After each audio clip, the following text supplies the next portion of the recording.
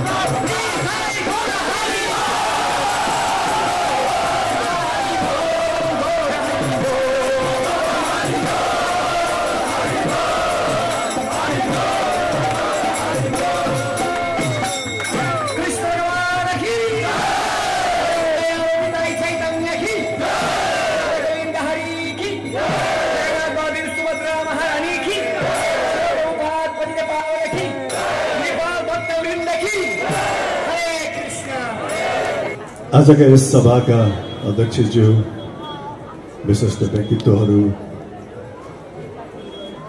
उपस्थित सहकर्मी कलाकारज्यूहरू, अग्रज कलाकारज्यूहरू र सबभन्दा महत्त्वपूर्ण त यहाँहरू भक्तजनहरू जो यहाँ उपस्थित हुनुभएको छ, जसको माझमा हामीले आफूलाई पाएको छौँ, यहाँहरू सबैलाई प्रणाम छ।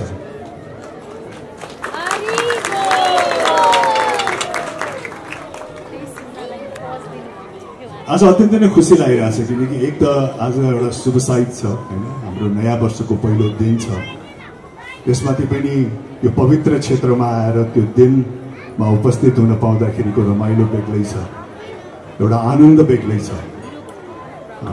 र यहाँ आएर यस्ता ज्ञानवर्धक कुराहरू सुनेर र विभिन्न व्यक्तित्वहरूको आफ्ना भोगाई, आफ्ना भनाइ, आफ्ना अनुभव, विशेष गरिकन धर्मलाई लिएर, अध्यात्मलाई लिएर जुन हामीले सुन्न पाएको छौँ, मलाई लाग्छ हामी सबैको लागि यो लाभदायक छ र एक हिसाबले हाम्रो मन मस्तिष्कलाई यसले आनन्द पनि दिन्छ, एउटा दिशा पनि प्रदान गर्छ, एक किसिमको प्रेरणा पनि यसले चाहिँ उत्पन्न गर्छ। हुन त एस्कॉनमा मेरो त्यति धेरै, विशेष गरिकन यो क्षेत्र नेपालको चाहिँ बुढालिङकण्ठको एस्कॉनमा मेरो त्यति धेरै अनुभव त छैन। यो मेरो दोस्रो भ्रमण हो। तर त्यो हुँदाहुँदै पनि विभिन्न राष्ट्रमा, संसारको विभिन्न राष्ट्रमा चाहिँ एस्कॉनको मन्दिरहरू, विभिन्न क्षेत्रमा चाहिँ जाने मौका पाएको छु मैले।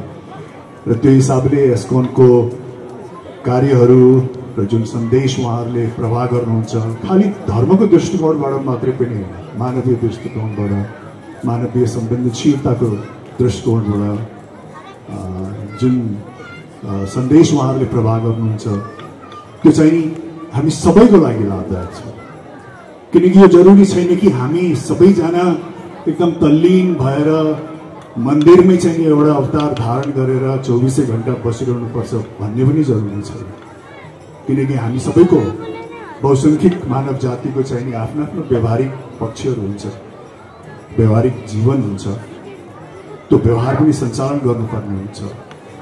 तर यस्तो किसिमको संस्थाले जसको सन्देश चाहिँ मानवताको सन्देश छ, एकताको सन्देश छ, भाइचाराको सन्देश छ, कम्प्यासन र एम्पथीको सन्देश छ, त्यसले कहीँ न कहीँ हामीभित्र भएको अध्यात्मलाई, हामीभित्र भएको स्पिरिचुअलिटीलाई चाहिँ मानसिक रूपमा, आध्यात्मिक रूपमा र एक हिसाबले शारीरिक रूपमा हामीलाई एक किसिमको ब्यालेन्स दिन्छ, सन्तुलन दिन्छ, जसले गर्दाखेरि हामी विभिन्न क्षेत्रमा लागेका व्यक्तिहरू, विभिन्न व्यवहार सम्हालेका व्यक्तिहरूलाई चाहिँ आफ्नो कार्य सञ्चालन गर्नको लागि यसले अझ सहज ऊर्जा दिन्छ, अझ सन्तुलित हिसाबबाट हामीले आफ्नो कार्यहरू गर्न सक्छौँ। त्यो नै हामी सबैको लागि लाभदायक हो र त्यसको अत्यन्तै नै प्रमुख भूमिका स्कन्धले खेलेको छ। खालि धर्मको दृष्टिकोणबाट मात्रै होइन, एउटा मानवीय दृष्टिकोणबाट त्यो फेरि हामी सबैलाई त्यो जरुरी छ। जीवनको प्रारम्भमा हामीलाई सायद त्यसको त्यति महसुस नहोला, तर जीवनको कुनै न कुनै बिन्दुमा पुगिसकेपछि मान्छेले आफ्नो आत्मालाई विभिन्न प्रश्नहरू गर्छ, जहाँ अध्यात्म आउँछ, जहाँ स्पिरिचुअलिटी आउँछ, जहाँ फिजिकली, मेन्टली, स्पिरिचुअलीको ब्यालेन्सको कुराहरू आउँछ। त्यो सबै कुराको उत्तर, त्यो सबै कुराको चाहिँ कहीँ न कहीँ सन्देश चाहिँ यस्तो किसिमको संस्थाले हामीलाई प्रदान गर्छ। त्यसैले यो सम्पूर्ण मानव जातिको लागि अत्यन्त नै लाभदायक छ र मलाई यहाँ आएर सबैभन्दा आनन्द लाग्ने पनि त्यही नै हो। जुन सन्देश यसले प्रवाह गरेको छ, भाइचाराको, एकताको, स्पिरिचुअलिटीको, त्यसले चाहिँ नि हामी विभिन्न क्षेत्रमा बसेका व्यक्तिहरू, विभिन्न मनसाय बोकेका व्यक्तिहरू, विभिन्न मनोविज्ञान बोकेका व्यक्तिहरूलाई यसले केही न केही दिशा दिन्छ। किनकि आखिर हामी एकदम गहिराइमा गएर प्रश्न गर्यो भने त जीवनको त कुनै पनि अर्थ छैन नि, कुनै पनि अर्थ छैन। कसैलाई सोध्यो भने व्यक्तिहरूले जीवन के हो भन्यो भने कसैले सङ्घर्ष हो भन्नु होला, कसैले चुनौती हो भन्नु होला, कसैले भगवानको सबभन्दा ठुलो वरदान हो भन्नु होला र जीवन चाहिँ जिउनु हो भन्नु होला। तर एकदम गहिराइमा गएर हामीले साँच्चीकै उत्तर खोज्ने हो भने जीवनको कुनै पनि माने छैन, त्यसको कुनै पनि मिनिङ नै छैन। र हामी आइसकेपछि त्यसको माने, त्यसको मिनिङ हामीले आफ्नो आफ्नो ठाउँबाट, आफ्नो आफ्नो सुझबुझबाट, आफ्नो आफ्नो अनुभवबाट त्यसलाई चाहिँ माने दिनुपर्ने हुन्छ, त्यसलाई परिभाषा गर्नुपर्ने हुन्छ आफ्नो आफ्नो जीवनमा। तपाईँले आफ्नै अनुभवबाट परिभाषा गर्नुपर्ने हुन्छ, आफ्नै चाहिँ मनस्थिति, आफ्नै मनोविज्ञानबाट अनुभव गर्नुपर्ने हुन्छ र त्यसैले नै तपाईँले चाहिँ आफ्नो जीवनलाई परिभाषित गर्नुपर्ने हुन्छ। मैले आफ्नै अनुभव, आफ्नै सोचाइ, आफ्नै भोगाइबाट आफ्नो जीवनलाई परिभाषित गर्छु र यसरी परिभाषित गर्नको लागि एउटा सशक्त मार्गनिर्देशन चाहिँ यस्तो किसिमको संस्थाहरूले हामी सबैलाई प्रदान गरेको छ। त्यसैले पनि यो सबै हामीहरूको चाहिँ एउटा रुचिको विषय हो। म त्यति धेरै यो क्षेत्रमा नआए तापनि कहीँ न कहीँ मेरो मन मस्तिष्कमा चाहिँ यसको सन्देश, यसको उपस्थिति, यसको प्रभाव प्रत्यक्ष या अप्रत्यक्ष रूपमा कहीँ न कहीँ मलाई भइरहेको छ। यो होइन कि म तल्लीन भएर हरेक दिन यहीँ आउनुपर्छ भन्ने छैन, त्यति मेरो मन मस्तिष्कमा छ। यसको सन्देशहरू चाहिँ मैले आत्मसात गरेको छु भनेपछि त मेरो जीवनमा त्यो परिपूर्ति भइ नै हाल्यो। र अघि पूर्व वक्ताहरूले भन्नुभयो हामी यस्तो क्षेत्रका समुदायहरू हौँ, भूगोलका यस्तो क्षेत्रका चाहिँ हामी मानिसहरू हौँ जसले चाहिँ नि भाइचारामा, एक आपसलाई सहयोग गर्नेमा, मान्छेकै चाहिँ नि सहयोगमा आउन सक्छ भन्नेमा, विभिन्न उमेरका भएका व्यक्तिहरूले चाहिँ नि एक आपसलाई सहयोग गरेर आफ्नो आफ्नो उमेर अनुसार हातेमालो गरेर अगाडि बढ्ने समाज हो हाम्रो। भले कि बाहिरको मुलुकबाट हेर्दाखेरि हामीमा विविधता देखिन्छ, हामी विभिन्न यही मुलुकभित्र पनि हामी विभिन्न क्षेत्रका छौँ, विभिन्न भाषाहरू अपनाउँछौँ, विभिन्न धर्म पनि अपनाउँछौँ, विभिन्न तौर तरिकाहरू अपनाउँछौँ, तर हाम्रो सबैभन्दा प्रबल शक्ति भनेको के हो? हामीमा त्यो विविधतालाई अँगाल्न सक्ने सहिष्णुता, त्यो सहिष्णुता नै हाम्रो चाहिँ सबैभन्दा प्रबल शक्ति हो। तर आज यो आधुनिकताको नाममा या कता कता चाहिँ नि विभिन्न किसिमको गलत प्रचारको नाममा जुन हामी सबै नेपालीको एउटा सशक्त मूलभूत चरित्र हो सहिष्णुता, एक आपसमा सद्भाव राख्ने, त्यो नै डगमगाइरहेको छ।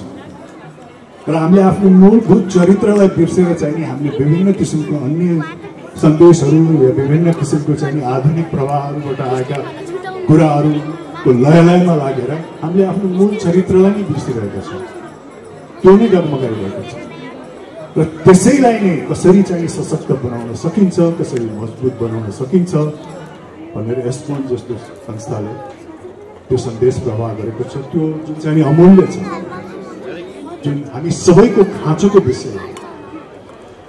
त्यसैले पनि यहाँ आएर केही समय बिताउनु पाउँदाखेरि, विभिन्न गुरुजीहरूको सामिप्यमा बस्नु पाउँदाखेरि तपाईँहरूलाई जस्तै मलाई पनि मन आनन्दित हुन्छ, खुसी लाग्छ। जीवनमा आफ्नो व्यवहारहरू सम्हाल्न, जीवनका विभिन्न व्यवहारिक बाटोहरूलाई अँगाल्न थप ऊर्जा मिल्छ, थप प्रेरणा मिल्छ। त्यो नै यसको मूलभूत गुण हो।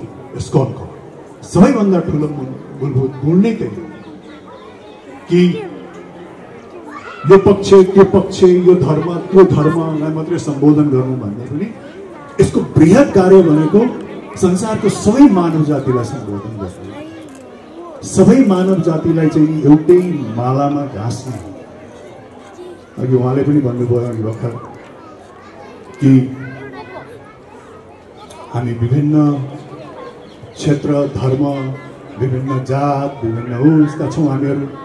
तर यहाँ आइसकेपछि हामी खालि आफ्नो पहिलो नामबाट मात्रै परिचित छौँ। दोस्रो नाम के हो जसले गर्दाखेरि हाम्रो क्षेत्रको परिचय खुलाउँछ, या हाम्रो जातको परिचय खुलाउँछ, या हाम्रो वर्गको परिचय खुलाउँछ, त्यसको कुनै पनि मतलब छैन।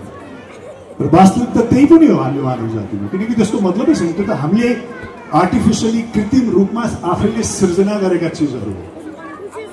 यो मानव जातिमा विभिन्न किसिमको हायरार्कीको विभाजन, फलानु फलानु जातको, फलानु वर्गको, फलानु यो उसँग पैसा बढी भयो भने ऊ यो ठाउँमा पुग्ने, उसँग त्यो कम भयो भने यो ठाउँमा जाने, उसँग ज्ञान भयो भने ऊ यहाँ आउने, ज्ञान कम भयो भने यहाँ आउने भनेर यो कृत्रिम हायरार्की त हामीले क्रिएट गरेको। यो मानव जातिको गुण हुँदैन।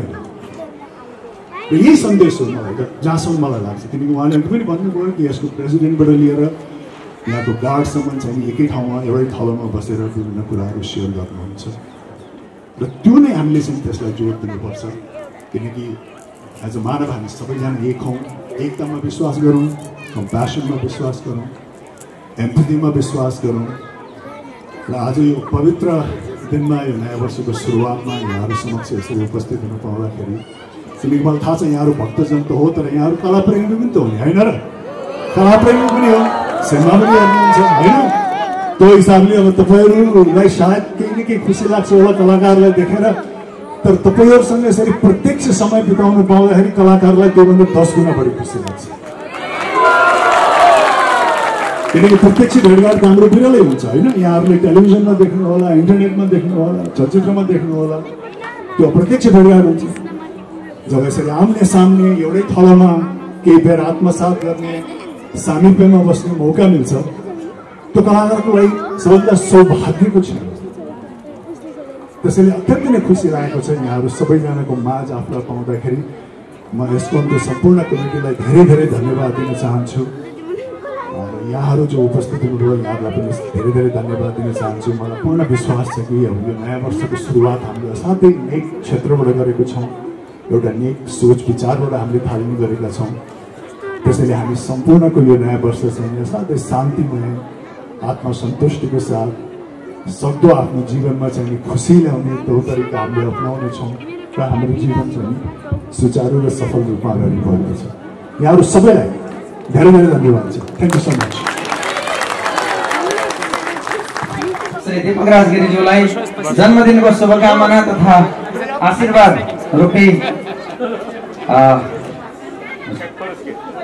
रूपी महाप्रसादम तथा उपहार जन्मदिनको शुभकामना सहित श्रोते पत्रिप्रभुज्यूले प्रदान गर्नुहुनेछ र यो स्वीकार गरिदिनु हुन दीपकराज गिरिज्यूलाई स्टेजमा आमन्त्रण गर्न चाहे। र आज अघि हामीले स्टेजमा आउँदिन भन्दा भन्दै पनि हजुर आउनै पर्ने स्थिति बन्यो।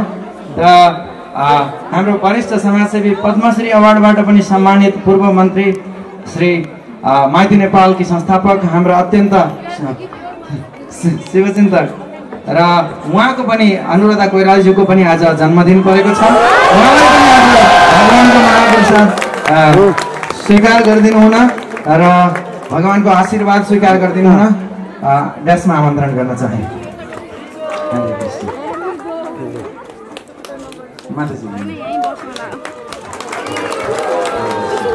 र आजको हाम्रो औपचारिक कार्यक्रम यहाँ समाप्त भए तापनि यहाँ कतिपय अहिलेको सङ्कटपूर्ण स्थितिमा मास्कको प्रयोग गरेर मुख ढाकेर आउनुपर्ने स्थिति छ। मुख ढाकेर आएको हुनाले कतिपय अतिथिहरूलाई मैले यहाँ थाहा पनि पाइनँ होला, आसन ग्रहणमा कतिपय त्रुटिहरू भयो होलान् र अहिले कतिपय अतिथिहरू अन्तमा मैले देख्दैछु। मिस नेपाल 2018 श्रृङ्खला खतिवडाज्यूलाई पनि यहाँ हाम्रो कार्यक्रममा छोटो समयको लागि भए पनि अन्तमा पालिदिनु भएकोमा हार्दिक कृतज्ञता जाहेर गर्न चाहन्छु। लगायत सम्पूर्ण अतिथिजनहरू जो जानेर नजानेर मैले कतिपय अतिथिहरूलाई आसन ग्रहण गराउन भ्याइन होला। यो अहिले मुख पनि देखाउन लाज लाग्ने स्थिति छ भन्दै हुनुहुन्थ्यो। अस्ति हाम्रो हास्य कलाकार जितु नेपालज्यूले 10 रुपियाँले ढाकेर हिँड्नुपर्ने छ भन्दै हुनुहुन्थ्यो। म त्यही थिएँ।